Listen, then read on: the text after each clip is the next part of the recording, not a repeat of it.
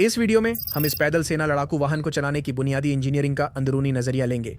दिलचस्प बात यह है कि यदि आप स्टीयरिंग योक को बाईं ओर घुमाते हैं तो यह दाईं ओर के स्प्रोकेट्स की गति बढ़ाने में मदद करता है, जिससे वाहन को दाईं ओर के बजाय बाईं ओर मोड़ने में मदद मिलती है।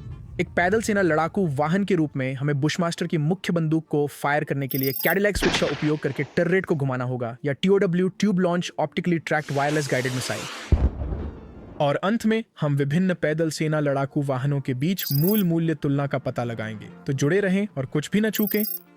आइए इस वाहन पर एक बुनियादी नजर डालें। इससे पहले कि हम इसके काम करने के बारीक विवरण में जाएं, ब्रैडली फाइटिंग व्हीकल को इसकी धातु की सतह की परत को हटाकर कई भागों में विभाजित किया जा सकता है।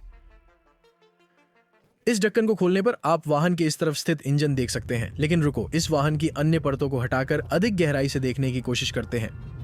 यहाँ ड्राइवर की सीट है और जैसा कि आप देख सकते हैं, ड्राइवर लगभग इंजन के पास दबा हुआ है। ड्राइवर के ठीक पीछे गनर और कमांडर की सीट है, जो इस बुशमास्टर चेन गन को संचालित और फायर करने के लिए तैयार हैं। विभिन्न प्रकारों के आधार पर यह लगभग 4 पैदल सैनिकों को बैठा सकता है, जैसा कि इन चित्रणों में दिखाया गया है। हालांकि अमेरिकी मरीन और सेना मिशन के अनुसार पुनर्व्यवस्थित कर सकते हैं, ट्यूब लॉन्च मिसाइलों को हटाकर और एक अन्य बैठने की जगह जोड़कर 6 भारी हथियारों से लैस सैनिकों के लिए जगह बना सकते हैं। संक्षेप में, यदि हम ऊपर से कोण से कल्पना करें तो ये इस तरह दिखता है। ये कुल मिलाकर 9 चालक दल और सैनिकों को ले जा सकता है, जो एक छोटे पैदल सेना लड़ाकू वाहन के लिए काफी प्रभावशाली है। डिजाइन का काम 1963 में M113 बख्तरबंद कर्मी वाहक के आधार पर शुरू हुआ। मूल रूप से उन्होंने इस छोटे कर्मी वाहक को अपग्रेड करने के लिए एक तेज इंजन और एक टर्रेट को जोड़ा, साथ ही TOW एंटी टैंक लॉन्चर को भी जोड़ा। 1981 में इसे इसके प्रोटोटाइप नाम XM2 से ब्रैडली फाइटिंग व्हीकल नाम दिया गया। इसके अलावा टर्रेट के अंदर एक नया fire and control command platform है, जो इसकी पिछली पीढ़ियों से एक बड़ा सुधार है। जब विरासत और पीढ़ियों की बात आती है तो आप अपनी खोई हुई पारिवारिक इतिहास को खोज सकते हैं। हमने आपके परिवार के पेड़ को बनाने में मदद करने के लिए माई हेरिटेज के साथ साझेदारी की है।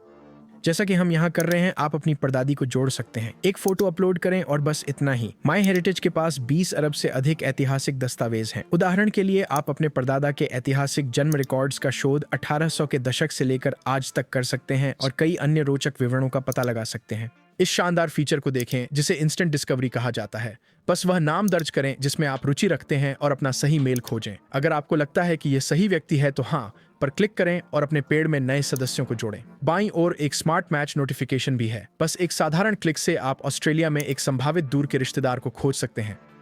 बस अपने मैच की समीक्षा करें और उनके परिवार के पेड़ में झांकें, और अगर सब कुछ सही है तो इसे संभावित कनेक्शनों के लिए सहेज सकते हैं। एक और अद्भुत विशेषता है अंतर्निर्मित फोटो सेक्शन, जो आपकी पुरानी काले और सफेद तस्वीरों को उच्च गुणवत्ता वाली रंगीन छवियों में बदल देता है। अपनी पुरानी तस्वीरें अपलोड करें और वॉइला, आपको एक उन्नत छवि मिलती है। लेकिन और भी है, आप अपनी पुरानी परदादी के समूह फोटो को एनिमेट कर सकते हैं और माई हेरिटेज का जादू देख सकते हैं। जब आप कर लें तो आप इसे डाउनलोड कर सकते हैं और अपने प्रियजनों को भेज सकते हैं। मैं उन परिवार के सदस्यों को खोजने में सक्षम था जिनके बारे में मुझे पता भी नहीं था कि वे मौजूद हैं। माई हेरिटेज ने हमारे साथ साझेदारी की है ताकि नीचे दिए गए विवरण में लिंक के साथ 14 दिन की मुफ्त परीक्षण पेशकश की जा सके। चलिए ऊपर से शुरू करते हैं। ये कमांडर 360 डिग्री स्वतंत्र थर्मल व्यूअर और टारगेटिंग सिस्टम है। ब्रैडली के अंदर यह प्रमुख उभार प्राथमिक दृष्टि विस्तार के रूप में कार्य करता है, जिससे कमांडर और गनर दोनों समन्वय बनाए रखते हैं। साइड की ओर बढ़ते हुए हमें कमांडर डिस्प्ले यूनिट मिलता है। ये कमांडर नियंत्रण प्रणाली का हिस्सा है। ये एक पैनोरामिक 360 डिग्री दृष्टि के साथ लक्ष्यों को ट्रैक कर सकता है और एनिमेशन में दिखाए गए आंदोलन की नकल करता है। पैनोरामिक दृष्टि का उपयोग करते हुए कमांडर लक्ष्य खोज करता है और डेटा गनर को भेजता है। गनर की चोट या खराबी की स्थिति में कमांडर के पास टर्रेट को ओवरराइड करने की क्षमता होती है और आवश्यकता पड़ने पर गनर की सीट से नियंत्रण ले सकता है। संक्षेप में, कमांडर के पास टर्रेट को चलाने, लक्ष्य खोजने और गन को संचालित करने की क्षमता होती है। ये सब कमांडर कंट्रोल हैंडल के माध्यम से किया जा सकता है।